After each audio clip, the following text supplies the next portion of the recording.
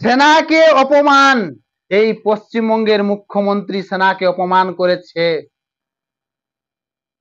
বেশ কিছুদিন আগে এই গান্ধীজির পাদদেশে তৃণমূলের ভাষা মঞ্চ ছিল, সেই ভাষা মঞ্চ টাইম পার হয়ে গেছিল, তার জন্য সেনারা খুলেছিল। তার জন্য দিদি এখানে এসে এবং দিদি মন্তব্য করেছিল যে আমাকে দেখে সেনারা পালিয়ে গেছিল। এর প্রতিবাদে প্রাক্তন সেনা কর্মীরা এক ধর্ণা মঞ্চ গান্ধীজির পাদদেশে করেছে, কিন্তু কলকাতার পুলিশ পারমিশন দেয়নি। সেনাদের জায়গা, কিন্তু কলকাতার পুলিশ পারমিশন দেয়নি। এই পারমিশন নিতে হয়েছে হাইকোর্টের দ্বারস্থ হয়ে। এই কথা শুনলে অবাক লাগে।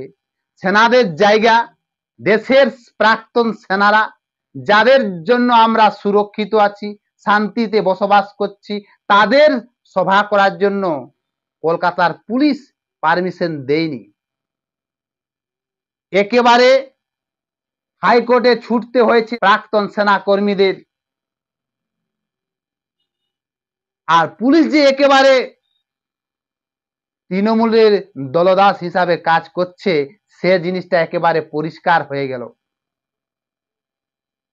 চটিচাটা হিসাবে কাজ করছে। প্রাক্তন সেনা কর্মীরা হাইকোর্টের দ্বারস্থ হয়ে পারমিশন নিয়ে এসেছে, তাতেও আবার কলকাতা পুলিশের হাঁটছে। যেখানে হাইকোর্টে পারমিশন যে বেলা 12টা থেকে 5টা পর্যন্ত প্রাক্তন সেনা কর্মীরা গান্ধীজির পাদদেশে ধর্ণা মঞ্চ করতে পারে, তাতেও কলকাতা পুলিশের হাঁটছে। কলকাতার পুলিশ একেবারে তৃণমূলের দলদাস হিসাবে কাজ করছে, চটিচাটা হিসাবে কাজ করছে, এটা একেবারে পরিষ্কার হয়ে গেল। যেখানে তৃণমূলের সভামঞ্চ ছিল 1.5 মাস ধরে, সেখানে কিন্তু কোনো পারমিশন লাগেনি। আর এই প্রাক্তন সেনা কর্মীরা কয়েক ঘন্টার জন্য ধর্ণা মঞ্চ করেছে, তার জন্য কলকাতা পুলিশের তর্ক বিতর্ক। দেখুন সেই দৃশ্য। বাকি যারা যে এসছে তারা কি এক্স সার্ভিসম্যান? না, যারা পলিটিক্যাল পার্টি স্যার এত খুঁটিয়ে মাপছেন, যেখানে মাপার ওখানে তো মাপেন। নিয়ে নিয়েছি আমাদের মঞ্চে না, নো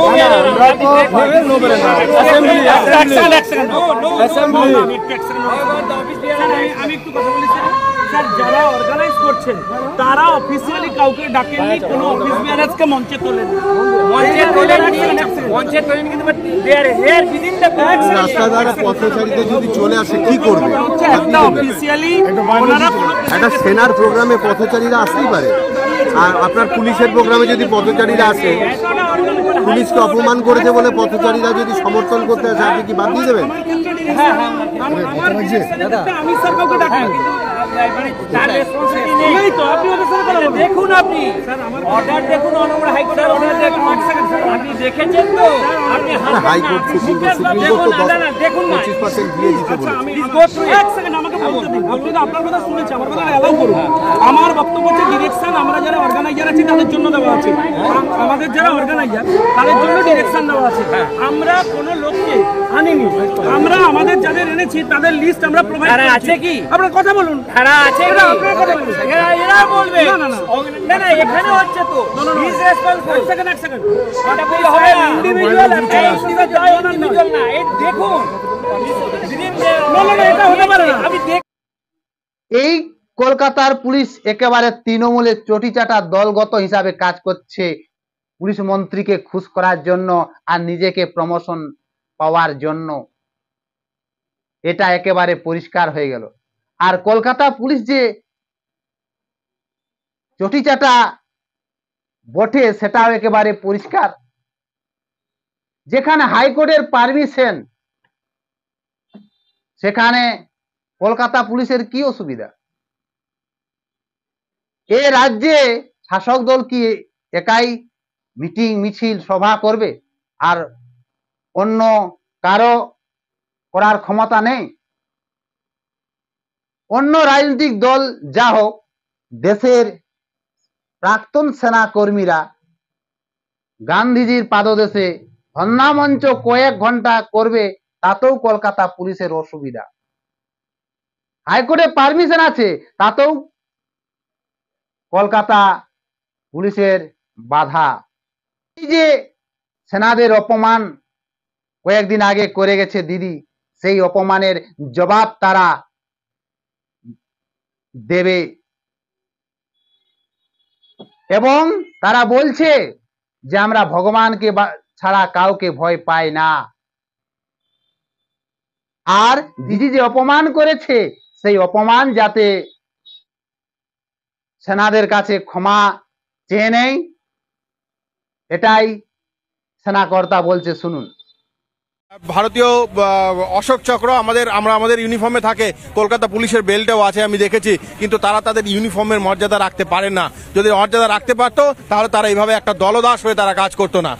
রাজনীতি করতে করতে উনি দেশদ্রোহিতার দিকে এগোচ্ছেন। দেশদ্রোহী একটা যেভাবে কথা বলে মমতা ব্যানার্জি সেই কথাটাই বলেছেন। ভারতীয় সৈনিকদের ইতিহাসে কোথাও 1947 থেকে 2025 পর্যন্ত পিছিয়ে যাওয়ার ইতিহাস নেই। মমতা ব্যানার্জি কি করে এখানে বললেন যে আমাকে দেখে 200 জন সৈনিক ভয়ে পালিয়ে গেছে, আপনাকে দেখাতে হবে, আপনাকে প্রমাণ চাইতে হবে। আপনি প্রমাণ চেয়েছিলেন যে সার্জিক্যাল স্ট্রাইকে ভেতরে কোথায় অপারেশন করেছে, আমাকে প্রমাণ দিন। আমরা বলবো ভয়ে কোথায় পালিয়ে গেছে আপনি প্রমাণ দিতে পারবেন? সার্জিক্যাল অপারেশনের তো আমরা ভিডিও দেখিয়েছি আপনাকে। অপারেশন সিন্দুর দেখেননি আপনি? 100 কিলোমিটার ভেতরে গিয়ে 23 মিনিটের ভেতরে 23 সেকেন্ডে আমরা করে দিয়েছি, 9 খানা গুড়িয়ে দিয়েছি। আপনারা জানেন না? এই মমতা ব্যানার্জি জানেন না ইতিহাস? 1999 কার্গিলের চূড়াতে বসছিল পাকিস্তান, আমরা নিচে ছিলাম, তবুও কার্গিল যে পাহাড়ি আমরা দখল করেছি। ক্যাপ্টেন বাত্রার কথা শোনেননি? সেনারা বলছে যে দিদি যে ক্ষমতায় থাকার জন্য, গদিতে থাকার জন্য যা কিছু তা মন্তব্য করে যায়, এটা একেবারে নিন্দাজনক মন্তব্য। সেনারা আজ পর্যন্ত কাউকে ভয় পায় না। আর অতই যদি দিদির ক্ষমতা আছে, সেনা যদি পালিয়ে যায় দিদিকে দেখে, তাহলে পাকিস্তান বর্ডারে, কাশ্মীর বর্ডারে দিদিকে বসিয়ে দেওয়া যাক। কারণ দিদিকে দেখেই তো সেনারা পালিয়ে যাবে, গুলি বারুদের কোনো দরকারই নেই। এই সেনাদেরকে অপমান, সারা ভারতবর্ষে সেনাদের অপমান, প্রাক্তন সেনাকর্মীদের অপমান, এই অপমানকে ধিক্কার জানাই। ভারতবাসীরা যতক্ষণ না দিদি সেই মন্তব্যকে ক্ষমা প্রার্থী করে সেনাদের কাছে, ততক্ষণ কিন্তু প্রাক্তন সেনা কর্মীরা ধর্ণামঞ্চ করবেই। আর কলকাতার পুলিশ নিজেকে প্রমোশন পাওয়ার জন্য, পুলিশ মন্ত্রীকে খুশ করার জন্য কলকাতা পুলিশ সেনাদের সাথে তর্ক বিতর্ক করছে। যেখানে হাইকোর্টের পারমিশন আছে, সেখানে কলকাতার পুলিশ গিয়ে তর্ক বিতর্ক করছে। যেখানে কয়েক ঘন্টার জন্য ধর্ণামঞ্চ করবে, তাতেও কলকাতা পুলিশের কি অসুবিধা হচ্ছে? আর এই যে গান্ধী পাদদেশে তৃণমূলের ভাষা মঞ্চ 1.5 মাস ধরে ছিল, শেষ সময় কোনো অসুবিধা নেই। আর এই প্রাক্তন সেনারা যখন কয়েক ঘন্টার জন্য ধর্ণা মঞ্চ করেছে, তাতেই কলকাতা পুলিশের অসুবিধা হচ্ছে। বিরোধী দলনেতা শুভেন্দু বাবু কি বলেছে শুনুন। আমাদের মুখ্যমন্ত্রী গত সপ্তাহে 1 সেপ্টেম্বর এই মেয়র রোডে সাংবাদিকদের সামনে ভাঙা মঞ্চে চাটুকার কলকাতা পুলিশের একটা অংশকে নিয়ে আর কিছু তোলাবাজ ওনার পার্টির কর্মচারীদের নিয়ে বলেছেন তাকে আমরা ঘৃণা করি, প্রতিবাদ করি এবং আমার আর্মি, আমার জান, আমার মান, আমার শান, আমার গৌরব। এই কারণে আজকে কোর্টে লড়াই করে এক্স সার্ভিসম্যানরা এখানে বসেছেন। কোর্ট বলেছে যে ভারতীয় জনতা পার্টির অফিস বেয়ারাররা আসবেন না।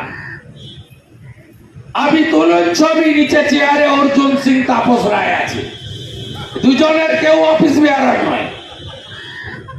আপনাদের সঙ্গে কোর্টে আমাদের দেখা হয়, আবার দেখা হবে কোর্টে, চিন্তার কোনো কারণ নেই। এই ভারতবর্ষের সেনাদেরকে আমরা স্যালুট জানাই। তাদের জন্য আমরা সুখে শান্তিতে রাত দিন আছি। যারা নিজের রক্ত দিয়ে ঘাম ঝরিয়ে ভারত মাতার সেবা করে যাচ্ছে, তাদের অপমান সইবে না ভারতবাসী। তার জবাব দিতে হবে, তার ক্ষমার্থী করতে হবে। না হলে কিন্তু বিজেপি পার্টি কর্মীরা লড়বে, দেশের সেনাদের অপমান সহ্য করবে না। যতক্ষণ না মাননীয় মুখ্যমন্ত্রী এই কথায় ক্ষমা প্রার্থী করেন, ততক্ষণ কিন্তু প্রাক্তন সেনা কর্মীরা ধর্ণা মঞ্চ করবে, প্রতিবাদ করবে।